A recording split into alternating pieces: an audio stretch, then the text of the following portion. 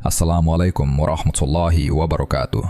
Kembali lagi di channel Kelambu Hitam. Bersama saya Lukman yang akan selalu membawakan cerita horor untuk menemani aktivitas kalian semua.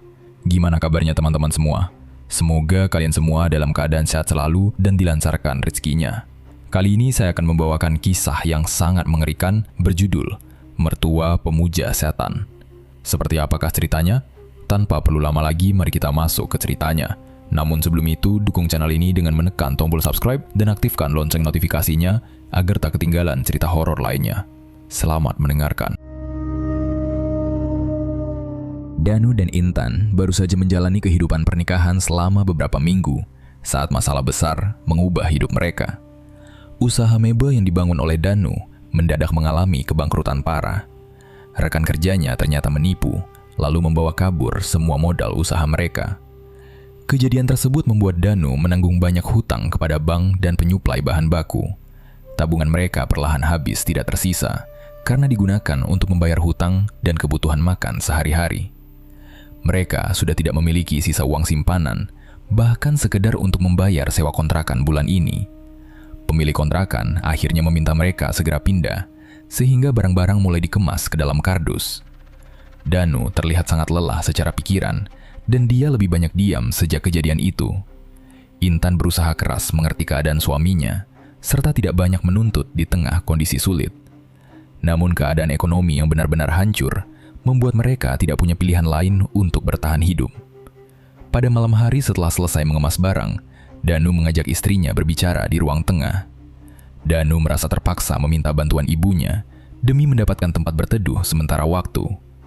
Dia mengajak Intan menumpang tinggal di rumah ibunya yang bernama Butini. Rumah mertuanya itu berada di pinggiran kota dengan bangunan megah bergaya Jawa modern. Intan sebenarnya merasa ragu karena dia belum mengenal mertuanya secara dekat. Tetapi Intan setuju dengan ajakan suaminya karena mereka tidak punya pilihan tempat tinggal lain. Keesokan harinya mereka berangkat menuju rumah Butini, membawa sisa barang menggunakan mobil sewaan. Perjalanan ke pinggiran kota memakan waktu beberapa jam, melewati jalanan yang semakin jarang dilewati kendaraan.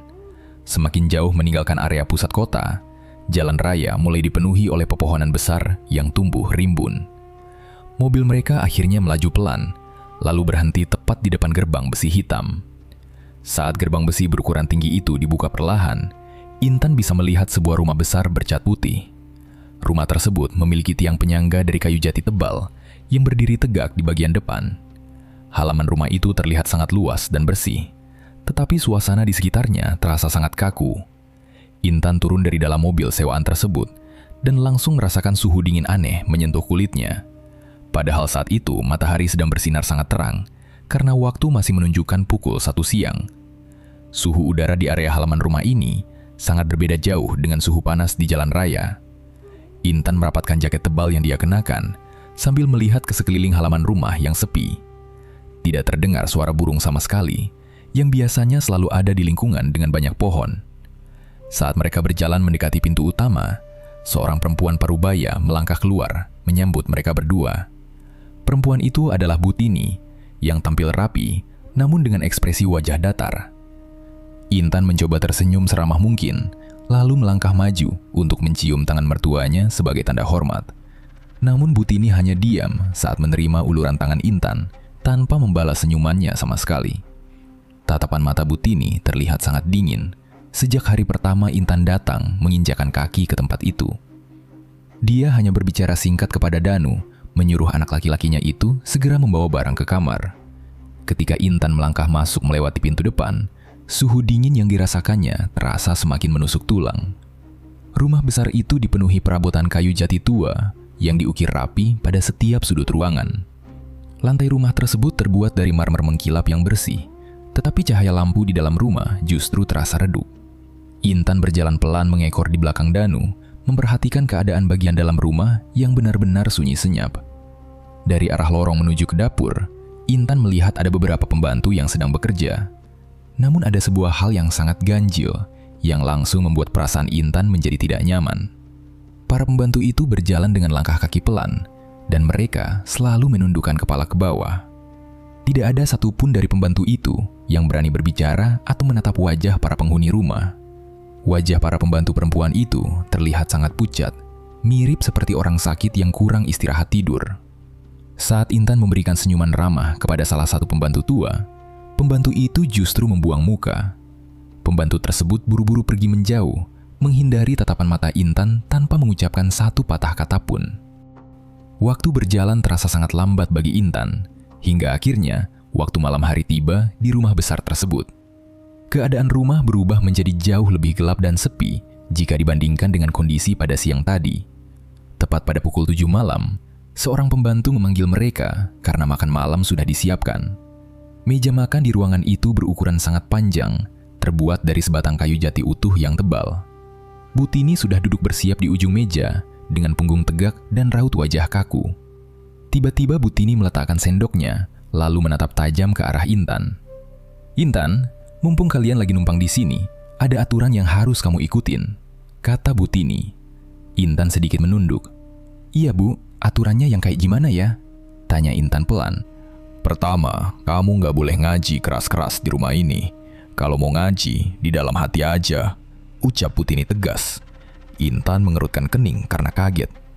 "Loh, kenapa Bu? Masa aku nggak boleh ngaji bersuara sama sekali?" Butini menatapnya semakin tajam. "Dengerin aja kata ibu, jangan sampai ada suara ngaji kedengeran di luar. Terus yang kedua, kalau mau sholat, di dalam kamar aja, jangan di ruangan lain," lanjut Butini. Melihat suasana mulai kaku, Danu segera menyela. "Iya Bu, nanti kita sholat di kamar aja, biar ibu nggak keganggu." Butini memperbaiki posisi duduknya. "Terus aturan yang terakhir, jangan pernah keluar kamar kalau udah lewat jam 12 malam. Apapun yang terjadi di luar, jangan pernah buka pintu." Intan semakin kebingungan mendengar hal itu. "Lah, kalau aku tiba-tiba haus gimana Bu? Masa nggak boleh ke dapur ambil minum?" tanyanya sedikit kesal. "Bawa air minum ke kamar sebelum jam 12. Turutin aja kalau kamu mau aman," jawab Butini memotong cepat. Sesampainya di dalam kamar, Intan langsung menatap suaminya dengan wajah kesal. "Mas, aturan ibumu aneh banget sih. Masa kita sampai dilarang ngaji bersuara?" keluh Intan pelan. Danu merebahkan badannya ke atas kasur dengan malas. "Udahlah, ikutin aja maunya ibu biar tenang. Mending sekarang kita tidur, aku capek banget," ucap Danu. Beberapa hari kemudian, Intan memutuskan untuk membersihkan kamar tidurnya secara menyeluruh agar terasa lebih nyaman. Dia mulai menyapu lantai dari arah sudut ruangan, lalu bergerak perlahan menuju ke area bawah tempat tidur. Saat ujung sapunya menyentuh bagian paling dalam di bawah kasur, Intan mendengar suara benda kecil bergemerincing pelan. Benda tersebut terdorong keluar oleh sapu, lalu menggelinding dan berhenti tepat di dekat ujung kaki Intan. Intan menundukkan badannya, lalu mengambil benda kecil berbentuk bulat tersebut dengan rasa penasaran. Benda itu ternyata adalah sebuah koin kuno berwarna hitam legam yang terasa sangat dingin saat dipegang telapak tangannya. Di salah satu sisi permukaan koin itu, terdapat ukiran sebuah wajah yang sama sekali tidak dia kenal. Wajah pada ukiran koin tersebut terlihat sangat menyeramkan, dengan mata melotot dan mulut yang terbuka lebar. Intan merasa bulu kuduknya merinding saat menatap lekat ukiran wajah pada koin hitam kuno itu. Merasa tidak nyaman menyimpan benda aneh tersebut di dalam kamar, Intan segera berjalan cepat menuju keluar rumah. Dia membuang koin hitam kuno itu jauh-jauh, sampai melewati pagar pembatas yang ada di dekat kebun belakang.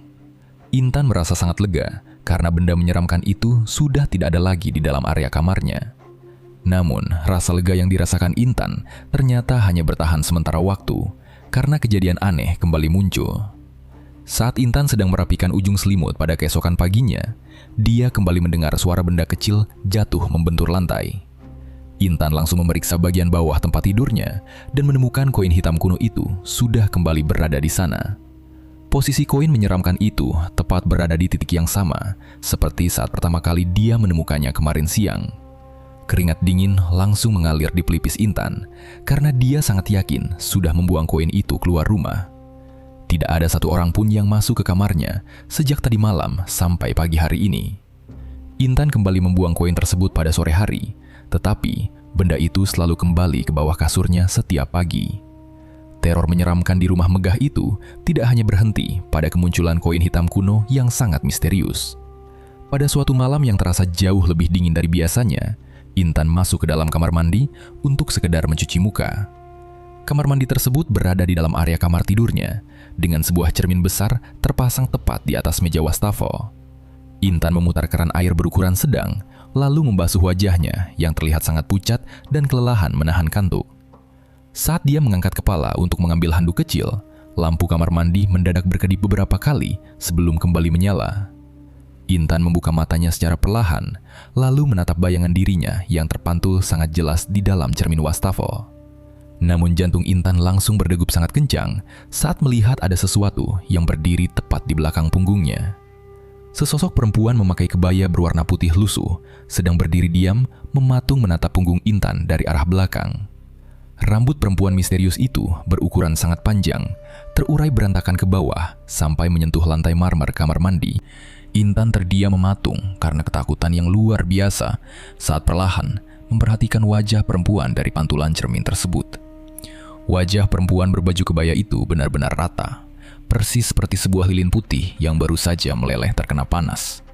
Tidak ada lubang mata, tidak ada bentuk hidung, dan sama sekali tidak ada celah mulut di wajah pucat tersebut. Mulut Intan langsung bergetar sangat hebat. Lalu dia berteriak sekencang mungkin sambil membalikan badannya ke belakang dengan cepat. Namun, saat Intan menoleh ke arah belakang, ruangan kamar mandi itu ternyata benar-benar kosong tanpa penghuni. Tidak ada siapapun yang berdiri di sana, selain dirinya sendiri yang sedang berdiri gemetar menahan rasa ketakutan.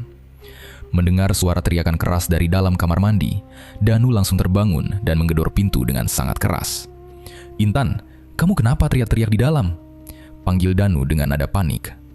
Intan segera membuka engsel pintu kamar mandi dengan kedua tangan yang masih gemetar sangat hebat. "Mas, ada perempuan di cermin tadi. Serem banget, mukanya rata nggak ada matanya," ucap Intan dengan napas memburu. Danu mengerutkan keningnya, lalu menatap istrinya dengan raut wajah tidak percaya sama sekali. "Perempuan apaan sih? Kamu ini ngelantur aja kalau ngomong. Ini kan kamar kita, mana mungkin ada orang lain bisa masuk." "Sumpah mas, aku lihat sendiri pakai mataku. Dia berdiri diam pas di belakangku tadi," bantah Intan sambil memegang lengan suaminya erat-erat. Danu menghela napas panjang, lalu melepaskan tangan istrinya secara perlahan. "Kamu itu cuma kecapean aja, makanya sampai halusinasi lihat yang aneh-aneh. Udah, mending sekarang kita tidur aja, biar besok segeran," jawab Danu terdengar mulai kesal. "Tapi aku beneran lihat mas, rumah ini aneh banget. Aku takut kalau kita terus di sini," bisik Intan mulai menangis pelan. "Udah dibilangin gak ada apa-apa kok masih ngeyel aja. Jangan bikin ribut malam-malam di rumah ibu deh," omel Danu sambil berjalan kembali ke arah kasurnya. Intan akhirnya hanya bisa terdiam dengan dada sesak dan menahan tangisannya sendirian di ujung tempat tidur. Suaminya sudah membalikkan badan membelakanginya, lalu kembali tertidur pulas seolah tidak pernah terjadi apa-apa malam itu. Waktu malam berjalan terasa semakin larut dan mencekam, dan jam dinding kamar kini sudah menunjukkan lewat dari tengah malam. Rumah besar itu benar-benar sunyi senyap, sampai suara detak jarum jam terdengar sangat keras di telinga Intan. Tiba-tiba saja, keheningan malam yang panjang itu dipecahkan oleh suara aneh yang berasal dari area lorong luar kamar. Intan dengan jelas mendengar suara langkah kaki berjalan lambat, disertai suara gesekan benda kain yang sengaja diseret menyapu lantai. Suara gesekan kain panjang itu terdengar semakin jelas, bergerak perlahan dari arah ujung lorong mendekati arah pintu kamarnya. Napas Intan langsung tercekat di tenggorokan, dan dia buru-buru menarik selimut tebalnya sampai menutupi batas leher. Di tengah ketakutan yang terasa sangat luar biasa, telinga Intan kembali menangkap suara lain yang menyayat hati. Sebuah suara tangisan perempuan terdengar sangat pilu dan panjang, mengiringi suara langkah kaki yang menyeret kain panjang tadi. Suara tangisan itu terdengar lirih, namun terasa sangat dekat, seolah perempuan itu sedang berdiri menangis tepat di depan pintunya. Langkah kaki yang menyeret lantai itu mendadak berhenti total, tepat berada di seberang pintu kamar tidur Intan dan Danu.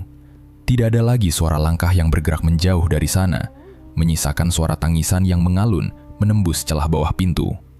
Sosok di luar sana seolah sedang berdiri diam menunggu, berharap Intan melanggar aturan dan membuka pintu kayu tersebut. Intan sama sekali tidak berani bergerak dari atas kasur, terus memejamkan mata sambil menahan napas hingga waktu pagi tiba. Pada suatu pagi yang terlihat mendung, Intan akhirnya memutuskan untuk berbicara serius dengan suaminya di dalam kamar. Dia menceritakan semua kejadian aneh yang dialaminya sejak pertama kali mereka pindah ke rumah mertuanya. Mulai dari bau kemenyan pekat yang sangat menyengat, penemuan koin hitam kuno, sampai suara tangisan perempuan. Intan sangat berharap suaminya mau mendengarkan keluhannya, lalu segera mengajak dirinya pindah dari tempat mengerikan itu. Namun harapan Intan langsung hancur berantakan saat melihat raut wajah Danu yang mendadak berubah menjadi sangat marah. Suaminya sama sekali tidak menunjukkan rasa simpati saat mendengar semua cerita ketakutan dari mulut istrinya tersebut. "Mas, aku beneran udah gak kuat tinggal di sini. Tiap malam selalu ada yang gangguin aku," ucap Intan. Danu membanting handuknya ke atas kasur dengan kasar. "Kamu ini kenapa sih? Ngomong yang aneh-aneh terus dari kemarin." "Aku gak bohong, Mas. Rumah ibumu ini beneran ada yang gak beres," balas Intan memohon belas kasihan. "Udah cukup. Kamu itu cuma stres aja gara-gara usaha mebel kita bangkrut," bentak Danu dengan suara kencang. Intan terkejut mendengar bentakan suaminya pada pagi itu. "Tapi semua yang aku alamin itu nyata, Mas. Aku gak lagi halusinasi." "Kamu stop bikin cerita aneh yang bikin malu keluarga. Kalau ibu sampai dengar, kamu mau tanggung jawab?" balas Danu dengan wajah memerah. "Mas, masa kamu lebih belain rumah ini daripada istrimu sendiri?" Tangis Intan mulai pecah tak tertahan. "Aku tuh lagi capek mikirin utang kita. Jangan kamu tambah lagi pakai cerita hantu begini," potong Danu kesal. Danu langsung bergegas mengambil jaketnya, lalu berjalan keluar dari kamar meninggalkan istrinya yang sedang menangis sendirian. Sejak pertengkaran hebat pada pagi hari itu, sikap Danu kepada Intan perlahan berubah menjadi sangat jauh berbeda. Suaminya yang dulu selalu bersikap perhatian dan lembut, kini mulai berubah menjadi sosok pria yang sangat dingin. Danu tidak lagi mau mendengarkan ucapan istrinya. Bahkan, dia sering mengabaikan keberadaan Intan di dalam kamar mereka. Pria itu juga mulai sering pulang sangat larut malam dengan alasan sibuk mencari pekerjaan baru di luar rumah. Namun saat Danu pulang kembali ke rumah, dia tidak pernah berbicara atau menanyakan kondisi istrinya yang ketakutan. Danu hanya terdiam membisu 1000 bahasa, lalu memilih duduk menyendiri di teras belakang rumah selama berjam-jam lamanya. Intan sering memperhatikan suaminya dari kejauhan yang sedang menatap kosong ke arah halaman belakang rumah yang gelap. Pandangan mata Danu terlihat sangat hampa, seolah ada sesuatu yang sedang mengendalikan alam pikiran suaminya tersebut. Tubuh Danu juga perlahan terlihat semakin kurus, padahal pria itu selalu makan dengan porsi yang sama seperti biasanya. Intan merasa suaminya seperti bukan orang yang sama lagi sejak mereka terpaksa tinggal di rumah ibunya. Rasa kesepian yang mendalam mulai menyelimuti hati Intan karena dia tidak punya tempat aman untuk bercerita lagi. Pada suatu siang yang sangat sepi, Butini pergi keluar rumah untuk mengurus sebuah urusan. Keadaan rumah megah itu menjadi lebih sunyi dari biasanya, karena hanya ada beberapa pembantu yang sedang membersihkan debu. Intan sedang duduk menyendiri di ruang tengah saat seorang pembantu tua diam-diam berjalan lambat menghampirinya. Pembantu tua itu bernama Mbok Yati, yang sudah bekerja sangat lama untuk melayani keluarga Butini. Mbok Yati berjalan dengan langkah kaki yang pelan, sambil matanya terus melihat ke arah sekitar dengan gelisah. Pembantu tua itu memastikan tidak ada orang lain yang melihatnya, sebelum akhirnya duduk berjongkok di dekat kursi Intan. Intan merasa sangat bingung melihat kedatangan Mbok Yati secara tiba-tiba, karena selama ini para pembantu selalu menghindarinya. Wajah pembantu tua itu terlihat sangat ketakutan, dan kedua tangannya gemetar hebat saat mencoba menyentuh lutut Intan. "Neng Intan, mumpung Nyonya lagi keluar, Mbok mau ngomong penting," bisik Mbok Yati pelan sekali. Intan menundukkan badannya sedikit, mendekati pembantu itu. "Mau ngomong apa, Mbok? Kok kelihatannya ketakutan banget gitu?" tanya Intan bingung. "Neng, dengerin omongan Mbok baik-baik. Neng harus secepatnya pergi dari rumah ini," ucap Mbok Yati memperingatkan. "Pergi gimana maksudnya, Mbok? Aku ini kan menantu di keluarga rumah ini," balas Intan semakin tidak mengerti. Mbok Yati menelan ludahnya dengan susah payah. "Justru karena Neng itu menantunya Nyonya, makanya Neng harus kabur jauh-jauh dari sini." "Memangnya ada apa sih, Mbok? Kok semua orang di rumah ini kelakuannya aneh banget?" tanya Intan penasaran. "Dulu sebelum Neng datang numpang ke sini, kakak Mas Danu itu punya istri," cerita Mbok Yati dengan bibir bergetar. "Terus sekarang istri kakaknya Mas Danu ada di mana, Mbok?" potong Intan menuntut sebuah jawaban pasti. "Dia hilang, Neng. Hilang, gak ada jejaknya sama sekali sampai sekarang," bisik Mbok Yati sambil menahan ketakutannya. Intan membelalakan kedua matanya karena merasa sangat kaget. Hilang gimana maksudnya, Mbok? Masa nggak dicariin sama keluarganya sendiri? Nggak ada yang berani nyari, Neng. Semua orang di rumah ini takut banget sama Nyonya Tini. Jelas Mbok Yati. Mbok pasti tahu sesuatu kan soal rumah ini? Tolong kasih tahu aku semuanya, Mbok. Mohon Intan setengah memaksa. Masih banyak rahasia gelap di rumah ini, Neng. Rumah ini tuh bukan tempat yang aman buat Neng Intan. Sahut Mbok Yati buru-buru berdiri. Tolong jelasin maksudnya rahasia gelap itu apa, Mbok? Tahan Intan memegang lengan pembantu itu erat. Mbok Yati melepaskan tangan Intan dengan cepat. Mbok nggak berani cerita banyak sekarang, Neng. Pokoknya Neng harus kabur sebelum terlambat. Mbok Yati segera berlari kecil menuju arah lorong dapur, meninggalkan Intan yang masih duduk mematung di kursinya. Ucapan pembantu tua tersebut terus berputar di dalam kepala Intan, membuat jantungnya berdebar dengan sangat kencang. Kini Intan menjadi sangat yakin bahwa semua kejadian mengerikan yang dialaminya sama sekali bukan sebuah halusinasi semata. Tidak ada satupun dari teror malam itu yang merupakan hasil karangan dari pikirannya sendiri akibat kelelahan. Rumah megah bergaya Jawa modern ini ternyata memang menyimpan rahasia besar yang sangat gelap dan mematikan. Peringatan Mbok Yati tentang hilangnya menantu pertama di keluarga itu membuat rasa takut Intan semakin membesar. Fakta bahwa ada sosok menantu perempuan lain sebelum dirinya menjadi petunjuk paling mengerikan yang pernah dia dengar. Perempuan malang tersebut menghilang begitu saja tanpa jejak sedikitpun, dan tidak ada satu orang pun yang berani mencarinya. Kenyataan bahwa mertuanya memiliki kekuatan besar untuk membungkam semua orang membuat posisi Intan menjadi sangat terancam. Pada keesokan paginya saat rumah terlihat sepi, Intan melihat Bu Tini pergi menggunakan mobil mewahnya. Intan langsung berjalan mengendap-endap menuju dapur belakang, tempat para pembantu biasanya menyelesaikan pekerjaan mereka. Dia melihat Mbok Yati sedang duduk sendirian di pojok dapur, sambil memotong sayuran dengan tangan gemetar. Intan segera mendekati pembantu tua tersebut dengan langkah cepat, lalu menarik lengannya perlahan agar tidak mengagetkan. Mbok Yati sempat terkejut melihat kehadiran menantu majikannya, tetapi Intan langsung memohon agar dia mau bercerita. Intan merasa nyawanya saat ini sedang berada dalam bahaya, sehingga dia butuh penjelasan dari pembantu tersebut. Mbok Yati menatap ke sekeliling lorong dapur yang sunyi, memastikan tidak ada pembantu lain yang mengawasi mereka. Setelah merasa keadaan dapur benar-benar aman, pembantu tua itu akhirnya menghela napas sangat panjang. Mbok Yati menghentikan pekerjaannya memotong sayuran, lalu menatap mata Intan dengan tatapan penuh rasa kasihan. Mbok Yati menggeser duduknya agar lebih dekat dengan Intan, lalu mulai berbicara dengan suara yang pelan. Neng Intan, Mbok terpaksa cerita semuanya sekarang, biar Neng bisa cepat kabur dari tempat ini, bisik Mbok Yati. Iya Mbok, tolong kasih tahu aku, sebenarnya keluarga suamiku ini punya rahasia apa? Tanya Intan mendesak. Kekayaan keluarga ini tuh bukan dari hasil kerja biasa, Neng. Semuanya itu hasil dari pesugihan ilmu hitam, jawab Mbok Yati gemetar. Intan menutup mulutnya karena kaget mendengarnya. Pesugihan? Maksud Mbok, ibunya Mas Danu muja setan buat cari kekayaan? Iya, Neng. Ini semua udah dilakuin dari zaman bapaknya Mas Danu masih hidup puluhan tahun lalu, ucap Mbok Yati. Terus bapaknya Mas Danu sekarang meninggal gara-gara apa, Mbok? Selidik Intan penasaran. Bapak meninggal mendadak sesudah teriak ketakutan di ruang bawah tanah. Ruangan itu memang dipakai khusus buat tempat ritual pesugihan, jelas Mbok Yati. Ruang bawah tanah? Aku baru tahu kalau di rumah ini ada ruangan kayak gitu, sahut Intan kebingungan. Mbok Yati menganggukkan kepalanya perlahan. Pintunya ada di bawah tangga utama, Ning. Semenjak bapak meninggal, Nyonya Tini yang ngerusin perjanjian ilmu hitamnya. Intan merasakan bulu kuduknya kembali berdiri tegak saat mendengar fakta mengerikan tentang mertuanya tersebut. Terus kenapa istri kakaknya Mas Danu bisa hilang misterius, Mbok? Apa hubungannya sama pesugihan itu? Tanya Intan lagi. Mbok Yati menundukkan kepalanya dalam-dalam sambil meneteskan air mata. Setiap perjanjian sama setan itu pasti minta balasan, Neng. Syarat pesugihan keluarga ini tuh sangat berat dan kejam. Balasannya bentuk apa, Mbok? Jangan bilang kalau... Ucapan Intan terhenti karena ketakutan. Iya, Neng. Tumbalnya itu harus nyawa manusia.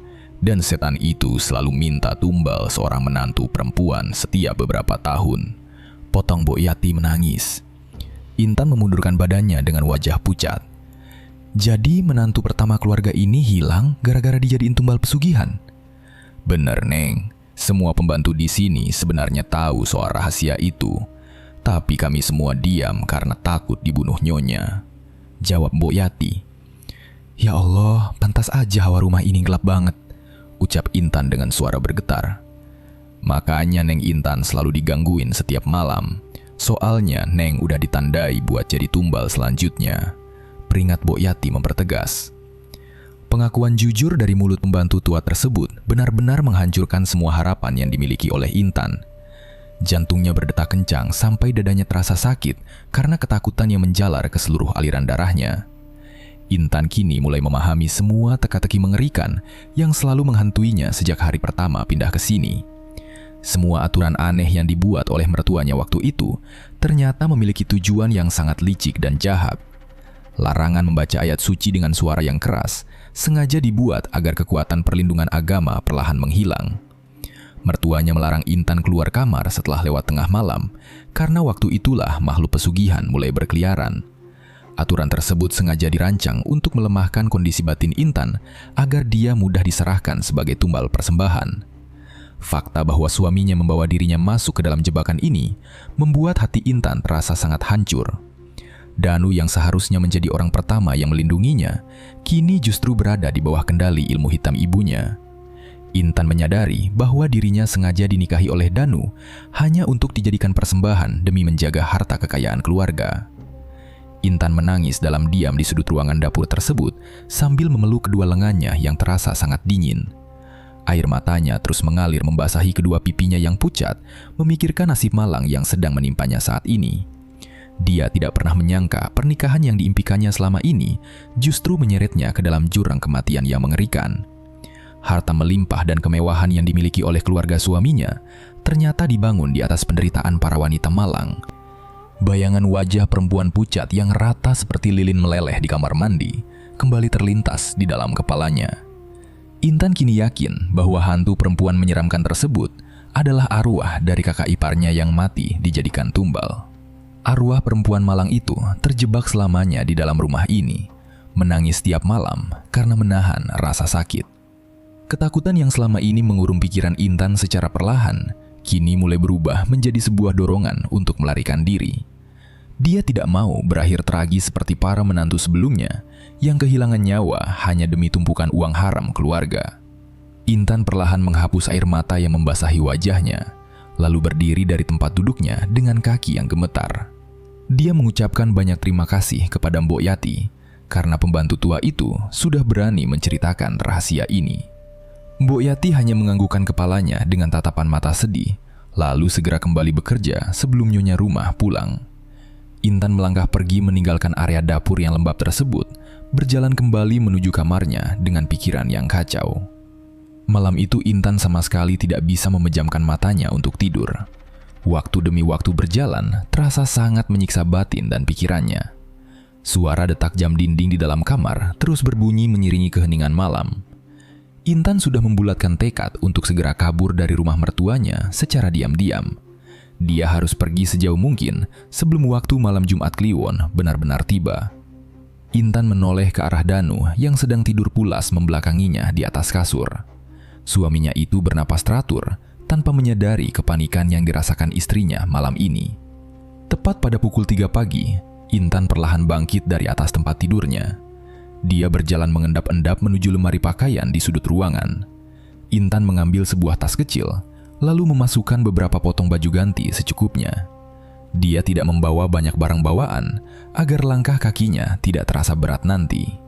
Jantungnya berdebar kencang saat dia memutar gagang pintu kamar tidurnya perlahan-lahan. Suara derit pelan dari engsel pintu membuat Intan sempat menahan napas sejenak. Dia melihat ke arah lorong luar kamar yang terlihat sangat gelap dan sunyi. Tidak ada tanda-tanda kehadiran orang lain di sekitar ruangan tengah rumah itu. Intan melangkah keluar dari kamarnya dengan sangat hati-hati dan tanpa menimbulkan suara. Dia berjalan menyusuri lorong rumah yang panjang menuju pintu utama. Hawa dingin dari lantai marmer menembus telapak kakinya yang tidak memakai alas kaki. Setibanya di depan pintu utama, dia membuka kunci rangkap dengan pelan dan teliti. Pintu kayu jati itu akhirnya terbuka, memberikan jalan keluar menuju halaman depan rumah. Intan menghirup udara pagi yang sangat dingin, berharap ini adalah akhir dari penderitaannya. Dia berjalan cepat melintasi halaman luas itu menuju gerbang besi hitam yang tertutup rapat. Setelah berhasil membuka celah gerbang, Intan langsung menyelinap keluar rumah. Dia mulai berjalan menyusuri jalanan desa yang masih tertutup oleh kabut putih tipis. Langit di atas masih terlihat gelap karena matahari belum memunculkan sinarnya. Intan terus berjalan secepat mungkin tanpa berani menoleh lagi ke arah belakang. Dia hanya ingin pergi menjauh dari rumah yang penuh dengan kutukan iblis tersebut. Napasnya mulai memburu kencang, seiring dengan langkah kakinya yang semakin dipercepat membelah pagi. Setelah berjalan hampir 1 jam, Intan perlahan mulai merasa sangat kelelahan. Keringat dingin bercucuran membasahi area wajah dan punggungnya di tengah udara pagi yang menusuk. Namun ada hal aneh yang mendadak membuat perasaannya menjadi tidak enak. Intan merasa jalanan desa yang dia lewati ini tidak pernah ada ujungnya sama sekali. Dia terus melihat deretan pohon besar yang sama berjejer di pinggir jalan raya. Bahkan dia baru menyadari melewati sebuah pos ronda kosong untuk kedua kalinya hari ini. Rasa panik mulai kembali menyerang dada Intan dengan ritme yang sangat kuat. Dia memaksa kedua kakinya untuk terus melangkah maju, menembus kabut tebal di depannya. Tetapi beberapa menit kemudian, langkah kaki Intan mendadak berhenti secara total di tengah jalan. Matanya terbelalak lebar, menatap kaget ke arah sebuah bangunan di ujung jalan sana. Sebuah gerbang besi hitam berukuran tinggi kembali berdiri tegak tepat di depan matanya. Di balik gerbang besi tersebut, terlihat bangunan mewah bercat putih. Itu adalah rumah Butini yang sejak tadi berusaha dia tinggalkan sejauh mungkin. Tubuh Intan langsung jatuh lemas saat menyadari dirinya kembali lagi ke titik awal. Intan tidak mau menyerah begitu saja pada keadaan aneh yang tidak masuk akal ini. Dia kembali memutar tubuhnya, lalu berlari masuk ke arah jalan kebun milik warga. Jalan setapak di kebun itu dipenuhi dengan lumpur basah dan semak belukar liar. Intan menerobos masuk melewati rimbunnya pepohonan tanpa mempedulikan kakinya yang mulai tergores terluka. Dia terus berlari kencang menyusuri jalan lain yang mengarah keluar wilayah desa. Namun setiap kali dia mencoba mengambil jalur masuk berbeda, hasil akhirnya selalu sama. Langkah kakinya seakan ditarik gaib dan selalu membawanya kembali ke depan gerbang rumah mertuanya. Seolah-olah jalanan di seluruh desa itu sengaja dibuat berputar melingkari rumah tersebut. Intan akhirnya jatuh terduduk lemas di atas tanah, tepat di depan gerbang besi hitam. Air matanya mengalir sangat deras, membasahi kedua pipinya yang sudah memucat seperti mayat. Ilmu hitam pesugihan milik mertuanya sudah benar-benar menutup semua akses jalan keluarnya. Intan menyadari dengan penuh keputusasaan bahwa dia tidak akan pernah bisa melarikan diri. Rumah megah bergaya Jawa modern itu kini telah berubah menjadi sebuah penjara gaib yang menakutkan. Saat sinar hari mulai terang, Intan terpaksa berjalan masuk kembali ke dalam rumah. Dia langsung menuju ke arah kamar tidurnya dengan langkah kaki yang gontai. Sesampainya di dalam kamar, dia melihat Danu sudah terbangun dari tidurnya yang panjang. Kondisi suaminya itu terlihat semakin mengkhawatirkan setiap harinya. Danu hanya duduk diam mematung di pinggir kasur, menatap kosong ke arah tembok kamar. Kedua matanya terlihat sangat cekung, dengan lingkaran hitam pekat di bagian kelopak bawahnya. Intan juga melihat beberapa lebam biru kehitaman yang mulai muncul di sekitar leher suaminya. Intan segera menghampiri suaminya perlahan. "Mas Danu, kamu kenapa diam terus dari kemarin?" tanya Intan dengan suara bergetar. Danu sama sekali tidak merespon kedatangan istrinya, matanya tetap menatap lurus ke depan. "Mas, tolong dengar omongan aku kali ini aja. Ayo kita kabur dari rumah ini, Mas," mohon Intan sambil menggoyangkan lengan suaminya. Danu memutar kepalanya dengan sangat lambat. "Aku nggak mau pergi kemana-mana. Ini rumah ibuku, tempat yang paling aman," jawab Danu berat. Intan meneteskan air mata di hadapannya. "Aman dari mana sih, Mas? Aku udah nyoba kabur tadi pagi, tapi jalannya selalu muter balik ke sini lagi." "Kamu itu halusinasi lagi. Udah, diam aja. Jangan bikin aku pusing pagi-pagi," balas Danu menepis kasar tangan istrinya. "Mas, kamu harus sadar. Coba lihat memar di lehermu itu. Ibumu pakai ilmu hitam buat ngendalin pikiranmu," tangis Intan kencang. Wajah Danu seketika berubah sangat marah. "Jangan berani kamu jelek-jelekin ibuku. Aku nggak sakit apa-apa, kamu aja yang udah gila." "Aku waras, Mas. Ibumu itu muja setan. Makanya aku dikurung di desa ini buat dijadiin tumbal," teriak Intan memohon pengertian. "Cukup ngomongnya. Kalau kamu mau ngomong gitu lagi, mending sekarang kamu keluar dari kamar ini," bentak Danu mengusirnya. Intan hanya bisa menangis pasrah mendengar kalimat usiran dari mulut suaminya sendiri. Suaminya sudah benar-benar kehilangan kesadaran diri dan sepenuhnya jatuh di bawah kendali ilmu pesugihan. Saat Intan membuka pintu kayu untuk keluar kamar, dia sangat terkejut melihat sosok mertuanya. Butini sudah berdiri tegak hanya berjarak beberapa langkah saja di lorong rumah. Mertuanya itu sengaja memakai kebaya berwarna gelap dengan rambut yang disanggul sangat rapi. Butini menatap pergerakan Intan dari ujung lorong sambil memamerkan senyuman kecil yang terlihat tenang. Hari yang paling ditakuti oleh Intan akhirnya benar-benar datang, tepat pada malam Jumat Kliwon. Suasana di dalam rumah mertuanya berubah drastis menjadi sangat mencekam, tidak seperti malam-malam sebelumnya. Seluruh lampu yang biasanya berwarna putih terang, kini mendadak memancarkan cahaya merah yang sangat redup. Hawa dingin meresap masuk ke dalam setiap sudut ruangan, membawa bau busuk yang sangat menyengat. Bau tersebut sangat mirip dengan bau daging bangkai hewan yang sengaja dibiarkan membusuk selama berhari-hari. Bau bangkai itu memenuhi seluruh lorong rumah, membuat perut Intan terasa sangat mual. Intan duduk meringkuk ketakutan di sudut kasur sambil menutupi hidungnya menggunakan ujung selimut tebal. Dia tidak berani bergerak sedikit pun karena menyadari waktu kematiannya mungkin sudah semakin dekat. Suara langkah kaki beberapa orang terdengar berjalan pelan, mondar-mandir di luar kamar tidurnya tanpa henti. Intan tahu bahwa para pembantu sedang menyiapkan sesuatu, tetapi tidak ada yang berani berbicara.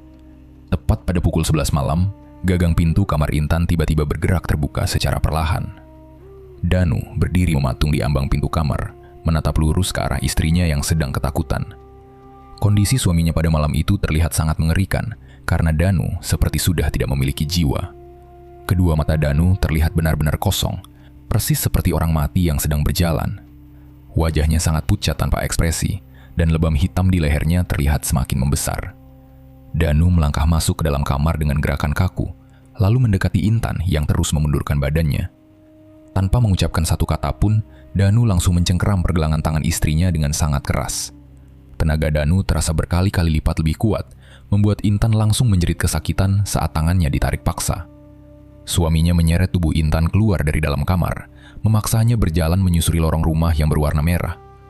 Intan berusaha keras melepaskan cengkeraman tangan suaminya, tetapi tenaganya sama sekali tidak sebanding dengan Danu. Intan menangis keras sambil terus menahan rasa sakit di pergelangan tangannya. "Mas Danu, tolong lepasin tanganku, ini sakit banget mas!" teriak Intan sambil meronta. Danu sama sekali tidak mempedulikan tangisan istrinya, dan terus menyeret langkah Intan menuju arah dapur. "Mas, kamu mau bawa aku kemana? Tolong sadar mas, ibumu itu cuma mau jadiin aku tumbal," mohon Intan terseduh-seduh. "Kamu harus ikut aku ke bawah sekarang. Ibu udah nungguin kita dari tadi," jawab Danu dengan suara datar dan berat. "Aku nggak mau mas, lepasin tanganku sekarang juga. Aku mau pergi dari rumah ini," balas Intan memukul lengan suaminya. Danu menghentikan langkah kakinya sejenak, lalu menatap wajah istrinya dengan pandangan mata yang kosong. "Kamu nggak bisa pergi kemana-mana lagi malam ini. Semua persiapan buat ritual malam Jumat Kliwon udah selesai," ucap Danu tanpa ekspresi. Danu kembali menarik tangan istrinya dengan kasar, menyeret Intan menuju sebuah pintu kecil di bawah tangga utama. Pintu kayu kecil di bawah tangga itu sudah terbuka lebar, memperlihatkan sebuah jalan menurun yang sangat gelap. Danu terus menarik tangan Intan melewati anak tangga yang terbuat dari semen kasar dan lembab. Bau bangkai yang menyengat dan bau kemenyan bakar terasa semakin kuat saat mereka turun ke bawah. Sesampainya di ujung tangga bawah, Intan melihat sebuah ruangan luas yang sangat mengejutkan. Di dalam ruang bawah tanah itu, terdapat ratusan batang lilin yang menyala menyinari setiap sudut ruangan. Cahaya ratusan lilin itu memperlihatkan dinding ruangan yang dipenuhi oleh banyak foto perempuan muda. Semua perempuan di dalam deretan foto itu memakai baju kebaya pengantin dengan wajah yang terlihat sangat cantik. Namun semua wajah pada deretan foto itu telah dicoret secara kasar menggunakan cairan darah merah segar. Tepat di bagian bawah setiap foto tersebut terdapat tulisan nama lengkap dan tanggal kematian mereka masing-masing. Intan menyadari bahwa semua perempuan di dinding itu adalah para menantu sebelumnya yang sudah mati menjadi tumbal. Mata Intan terus melihat sekeliling dinding yang penuh dengan foto tersebut sambil menahan rasa gemetar hebat. Pandangannya mendadak berhenti pada bagian tengah dinding ruangan, tepat di belakang sebuah meja kayu tua. Di bagian tengah ruangan itu, tergantung sebuah foto pernikahan yang ukurannya lebih besar dari foto lain. Itu adalah foto pernikahan Danu dan Intan yang baru saja diambil beberapa minggu lalu. Berbeda dengan deretan foto perempuan di sekelilingnya, wajah Intan pada foto itu belum dicoret menggunakan darah. Intan menyadari bahwa fotonya diletakkan di tengah karena dia sedang menunggu giliran untuk segera dibunuh malam ini. Di dekat deretan foto tersebut, Butini sedang berdiri mematung menatap lurus ke arah sebuah meja. Butini memakai pakaian serba hitam, bersiap memimpin jalannya ritual pesugihan keluarga ini. Di atas meja tersebut, terdapat sebuah kendi sesajen tanah liat berukuran besar. Kendi sesajen itu berisi potongan rambut manusia, kuku tangan, dan potongan kain kafan yang sangat kotor. Di samping kendi tersebut, terdapat tumpukan koin hitam dan semangkuk darah ayam segar yang baru disembelih. Butini perlahan memutar tubuhnya, lalu menatap Intan dengan senyuman yang sangat lebar dan mengerikan. "Akhirnya kamu datang juga ke sini. Ibu udah siapin semuanya khusus buat kamu malam ini," sambut Butini dengan suara serak. Intan menangis ketakutan melihat kedatangan mertuanya mendekat. "Bu, tolong jangan lakuin ini ke aku. Aku janji bakal langsung pergi jauh dari rumah ini besok pagi," mohon Intan memelas. Butini tertawa pelan mendengar ucapan menantunya. "Udah terlambat buat kamu minta ampun sekarang. Harta keluarga ini gak boleh sampai habis, dan nyawamu itu syarat utamanya." "Tapi aku ini istri anakmu sendiri loh, Bu. Tega banget ibu mau bunuh aku cuma demi uang pesugihan," tangis Intan semakin kencang. "Danu itu anak penurut. Dia rela nyerahin istrinya sendiri biar kekayaan keluarga kita terus ngalir deras," balas Butini tersenyum licik. Intan menoleh ke arah suaminya dengan tatapan putus asa. "Mas Danu, tolong bantu aku keluar dari sini, Mas. Masa kamu diam aja lihat istrimu mau dibunuh di depan mata?" Danu tidak merespon tangisan istrinya sama sekali. "Cepat kamu duduk di lantai sekarang. Ritualnya mau ibu mulai sebentar lagi," perintah Danu seraya menekan pundak istrinya.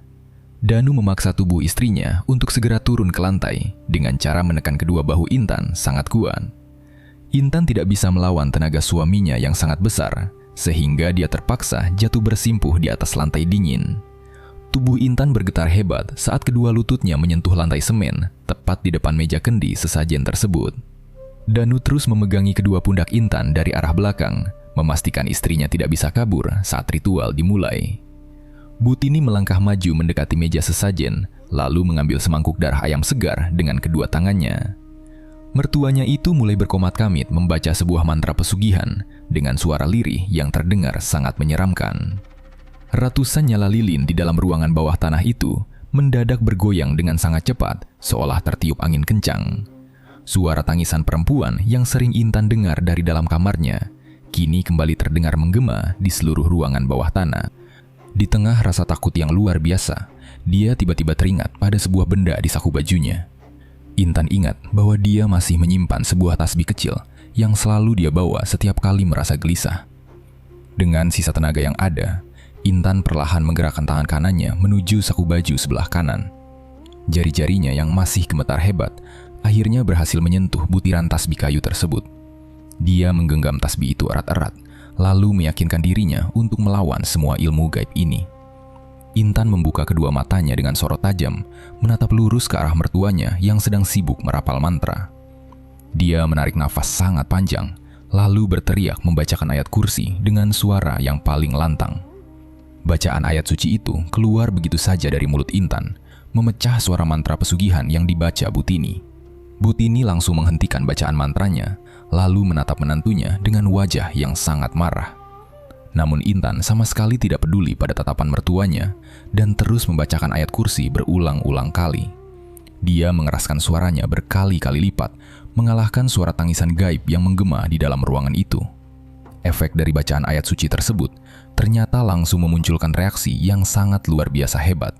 Seluruh ruangan bawah tanah itu mendadak berguncang keras, persis seperti sedang terjadi gempa bumi sungguhan. Cermin-cermin tua yang terpasang di sudut ruangan tiba-tiba pecah berkeping-keping secara bersamaan.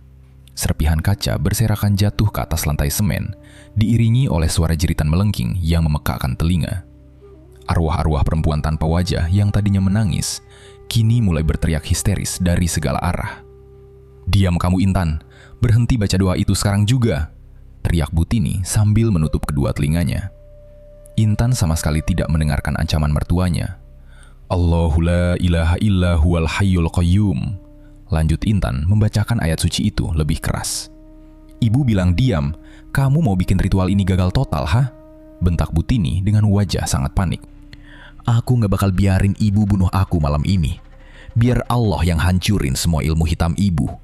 Balas Intan terengah-engah. Butini mencoba melangkah maju mendekati posisi Intan. Danu, cepetan tutup mulut istrimu itu. Jangan diam aja di situ. Perintah Butini dengan suara nyaring. Namun hal aneh justru terjadi pada tubuh suaminya. Sesaat setelah ayat suci itu terus dibacakan oleh Intan, cengkeraman tangan Danu pada bahu Intan mendadak terlepas dan pria itu jatuh berlutut di atas lantai basah. Bacaan ayat suci yang dilantunkan Intan berulang kali ternyata berhasil menghancurkan pengaruh ilmu gaib di tubuh Danu. Pandangan mata Danu yang sebelumnya terlihat kosong, kini perlahan mulai kembali normal dan sadar sepenuhnya.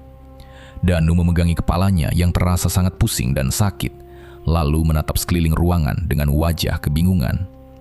Dia melihat deretan foto perempuan yang dicoret darah dan melihat ibunya sedang memegang mangkuk sesajen. Danu akhirnya menyadari semua kekejaman yang dilakukan ibunya dan mengerti bahwa cerita ketakutan istrinya memang benar. Semua kejanggalan yang selama ini terjadi di rumahnya murni adalah hasil dari perbuatan musyrik ibunya sendiri. Danu merasa sangat menyesal karena sudah menuduh Intan berhalusinasi dan membiarkan istrinya hampir mati dibunuh di tempat ini. Ibu, sebenarnya apa yang udah ibu lakuin selama ini? Tanya Danu dengan suara bergetar menahan tangis. Danu, cepat bangun dan tahan istrimu lagi. Ritual kita belum selesai dikerjain. Suruh Butini memaksakan kehendaknya. Ibu mau jadiin Intan tumbal pesugihan. Ibu beneran tega mau bunuh menantu ibu sendiri. Balas Danu berteriak marah. Ini semua ibu lakuin demi keluarga kita, Danu. Kalau tumbalnya nggak diserahin malam ini, kita semua bakal celaka. Ucap Butini ketakutan.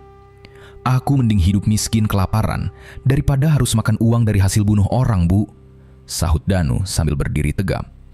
Danu segera menarik lengan istrinya untuk berdiri, lalu memposisikan dirinya tepat di depan badan Intan. Kamu nggak apa-apa kan, Intan? Maafin aku karena baru sadar sekarang. Bisik Danu sambil menggenggam tangan istrinya. Iya mas, ayo kita kabur dari sini sekarang juga. Rumah ini udah mau hancur. Jawab Intan terburu-buru. Kalian berdua nggak boleh pergi dari ruangan ini. Halang Butini merentangkan kedua tangannya lebar-lebar. Namun sebelum Danu dan Intan sempat mencari jalan keluar, sebuah kejadian mengerikan mendadak muncul dari tengah ruangan. Lantaran ritual penyerahan tumbal itu gagal dilakukan, makhluk gaib pesugihan tersebut menjadi sangat murka. Dari bagian tengah ruangan, tepat di atas meja kendi, muncul gumpalan asap hitam yang sangat pekat. Asap hitam tersebut berputar dengan gerakan sangat cepat, lalu perlahan membentuk sosok wujud jin raksasa yang mengerikan. Sosok jin hitam itu memiliki sepasang mata merah menyala yang menatap tajam ke arah seluruh isi ruangan. Suara geraman berat terdengar keluar dari sosok asap itu, membuat dinding semen ruang bawah tanah langsung retak memanjang. Dari celah retakan dinding tersebut, perlahan keluar cairan darah berwarna hitam pekat yang berbau sangat busuk. Cairan darah kotor itu mengalir deras membasahi lantai, menambah kengerian suasana di ruangan yang hampir hancur tersebut. Jin hitam raksasa itu sangat marah karena tidak mendapatkan tumbal nyawa seperti yang sudah dijanjikan sebelumnya.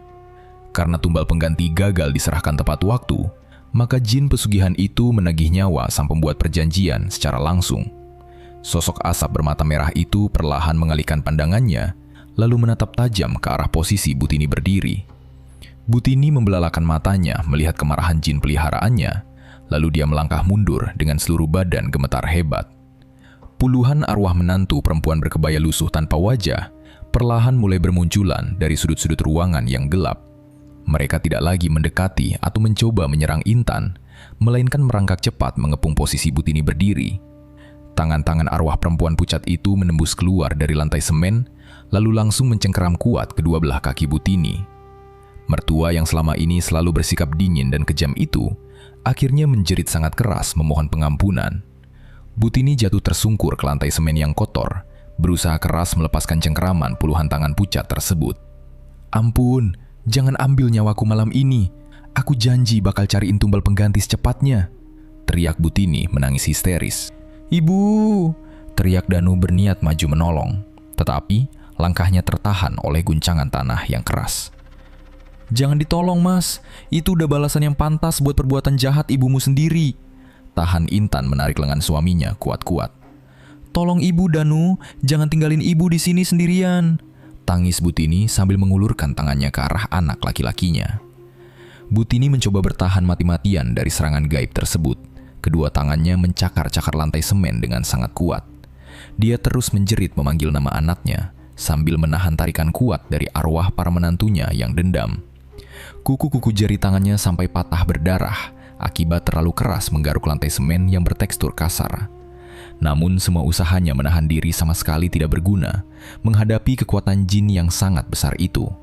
Roh-roh gentayangan berwajah rata itu menekan punggung Butini ke bawah, tanpa memberikan sedikit pun belas kasihan padanya. Mereka menyeret tubuh Butini hidup-hidup dengan paksa, masuk ke dalam kegelapan pekat yang tidak ada ujungnya. Jeritan panjang Butini terdengar semakin mengudar pelan, seiring tubuhnya yang terus ditelan masuk ke dalam ruang bawah tanah. Jin hitam raksasa itu mengaum sangat keras, menyambut nyawa majikannya yang kini benar-benar menjadi tumbal utamanya. Ruang bawah tanah itu kembali bergetar semakin parah, dan atap semennya perlahan mulai runtuh, menjatuhi barang-barang di bawahnya. Api berwarna hitam pekat tiba-tiba muncul dari lantai, dan mulai membakar seluruh bagian ruangan tersebut. Asap hitam yang sangat tebal langsung menyebar cepat, memenuhi setiap sudut ruangan yang perlahan mulai hancur. Danu segera menarik tangan istrinya dengan genggaman kuat, berlari menaiki anak tangga semen satu persatu. Intan berlari mengikuti langkah suaminya dari arah belakang, sambil terus terbatuk-batuk karena tidak sengaja menghirup asap hitam. Guncangan tanah terasa semakin keras dan tidak stabil saat mereka akhirnya berhasil sampai di bagian lantai atas. Saat mereka berdua sedang berusaha berlari mencari jalan keluar melewati lorong, sebuah musibah mendadak terjadi menimpa mereka. Sebuah lemari kayu berukuran sangat besar tiba-tiba roboh dan jatuh menimpa kaki sebelah kanan milik Danu. Danu langsung jatuh tersungkur ke atas lantai marmer sambil mengerang menahan rasa sakit yang luar biasa. Intan langsung berteriak panik melihat kejadian itu. "Mas Danu, kakimu kejepit lemari, Mas!" seru Intan sambil duduk di lantai. Danu memegangi kakinya yang tertindih kayu. "Aduh, sakit banget Intan. Lemari ini berat banget, aku beneran gak bisa gerak," rintih Danu kesakitan. "Bentar Mas, biar aku bantu dorong lemarinya sekarang," ucap Intan mencoba mengangkat ujung lemari. "Gak usah Intan, kamu mending lari keluar duluan aja, rumah ini udah mau rubuh total," suruh Danu. Intan menggelengkan kepalanya dengan keras. "Aku gak mau lari sendirian Mas, kita harus keluar dari rumah ini sama-sama."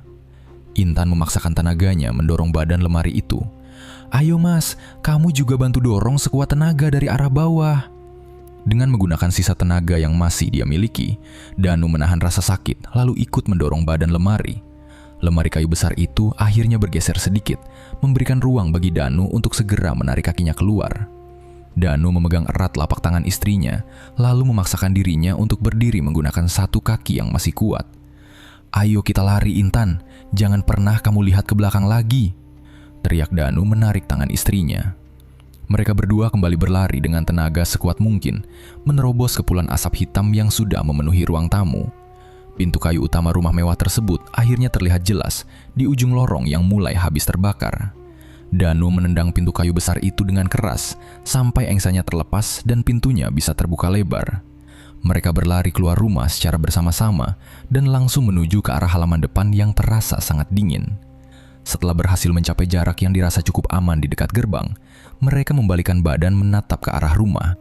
Rumah besar bergaya Jawa modern itu kini sedang dilahap habis oleh kobaran api berwarna hitam pekat. Suara tiang penyangga kayu jati yang patah dan rubuh terdengar sangat keras, memecah kesunyian malam di desa itu. Bangunan megah tersebut akhirnya runtuh sepenuhnya ke atas tanah, menyisakan kepulan debu yang berterbangan naik ke udara. Seluruh sisa pesugihan ilmu hitam dan semua rahasia mematikan di dalamnya kini ikut hancur terkubur bersama bangunan rumah. Danu dan Intan hanya bisa terdiam kaku mematung, menatap puing-puing bangunan yang menyisakan trauma mendalam di hidup mereka. Napas mereka berdua masih memburu dengan sangat cepat, tetapi perasaan lega perlahan mulai masuk ke dalam dada. Mereka akhirnya berhasil selamat dari ancaman kematian yang mengerikan yang sengaja direncanakan oleh anggota keluarga Danu sendiri. Waktu berjalan dengan sangat cepat, dan beberapa bulan kemudian kehidupan mereka berdua sudah berubah sangat jauh. Danu dan Intan kini memutuskan untuk tinggal menetap di sebuah rumah kontrakan sederhana yang berada di pinggir kota. Rumah kontrakan mereka kali ini sangat kecil dan sempit, dan hanya diisi dengan beberapa perabotan kayu seadanya.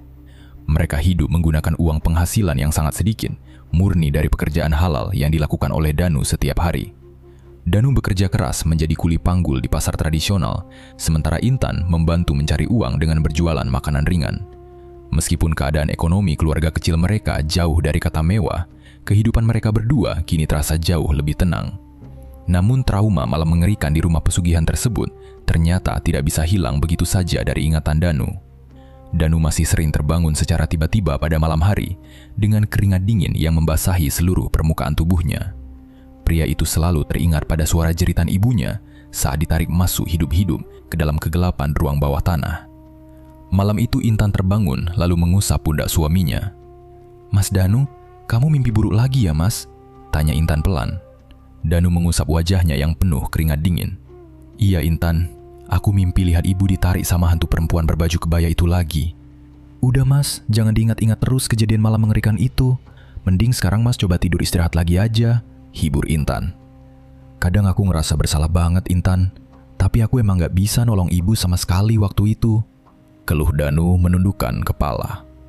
"Itu bukan salahmu Mas, semuanya udah berlalu. Yang penting sekarang kita berdua selamat dari tumbal itu," jawab Intan lembut. Intan tersenyum kecil sambil menatap wajah suaminya.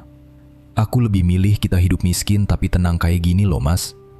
Maafin aku ya Intan, gara-gara aku bangkrut, kamu jadi ikut hidup susah dan makan seadanya setiap hari," ucap Danu merasa bersalah.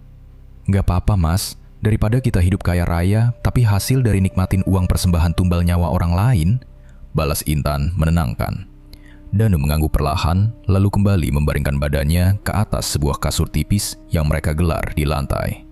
Dia merasa sangat bersyukur di dalam hati terdalamnya, karena Tuhan masih memberikan kesempatan hidup bersama dengan istri tercintanya. Sementara itu di tempat yang berbeda, kondisi bekas rumah milik Butini benar-benar sudah berubah sangat total.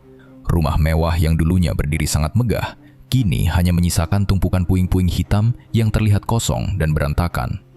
Lahan luas bekas bangunan pesugihan tersebut sekarang sudah terbengkalai dan dipenuhi oleh tanaman rumput liar yang sangat tinggi.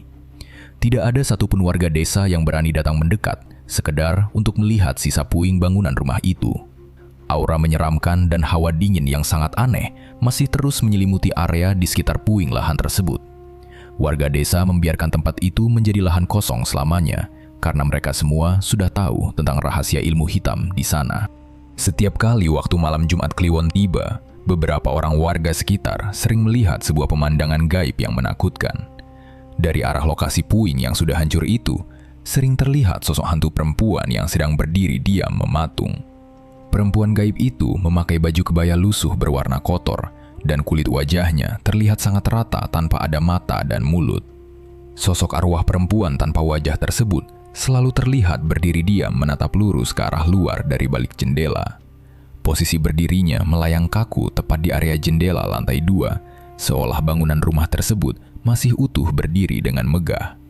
Dia terus berdiri kaku di tempat yang sama setiap malam Jumat, mengawasi setiap orang yang berani berjalan melewati pagar depan.